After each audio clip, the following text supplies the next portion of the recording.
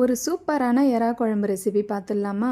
அதுக்கு ஒரு கடாயில் தேவையான அளவுக்கு கடலெண்ணெய் சேர்த்துக்கோங்க. கடலெண்ணெய் சேர்த்துட்டு வெந்தயம் 1 ஸ்பூன் அளவுக்கு சேர்த்து அதை நல்லா பொரிஞ்சதுக்கப்புறம் வடகம் சேர்த்துக்கிறேன். வடகம் சேர்த்துட்டு நல்லா ஒரு வதக்கினதுக்கப்புறம் ஒரு மீடியம் சைஸ் வெங்காயத்தை குட்டி குட்டியாக கட் பண்ணி அதையும் இது கூட சேர்த்து நல்லா வதக்கணும். வெங்காயம் வதங்கினதும் ஒரு 10லேருந்து 15 பல்லு பூண்டு சேர்த்துட்டு மீடியம் சைஸ் தக்காளி ஒரு 3 குட்டி குட்டியாக கட் பண்ணி அதை சேர்த்துட்டு வெங்காயமும் தக்காளியும் வதங்குற அளவுக்கு கொஞ்சமாக கல்லுப்பு சேர்த்து நல்லா வதக்கணும். இது எல்லாம் ஒரு சேர வதங்கினதுக்கு அப்புறமா எறா குழம்புக்கு தேவையான காய்கறி தான் சேர்த்துக்கணும். நான் அவரைக்காவும் முருங்காவும் சேர்த்துருக்கேன். உங்ககிட்ட முள்ளங்கி இருந்தால் அதையும் சேர்த்தா இன்னும் குழம்பு டேஸ்ட்டாக இருக்கும். இது கூடவே நம்ம வாஷ் பண்ணி வச்சுருக்க எறா சேர்த்துட்டு குழம்பு மிளகாய் தூள் ஒரு 3 ஸ்பூன் அளவுக்கு சேர்த்து நல்லா வதங்கணும்.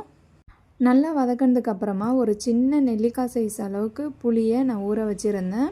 அதை நம்ம நல்லா கரைச்சி இது கூட சேர்த்துக்க வேண்டியது தான்.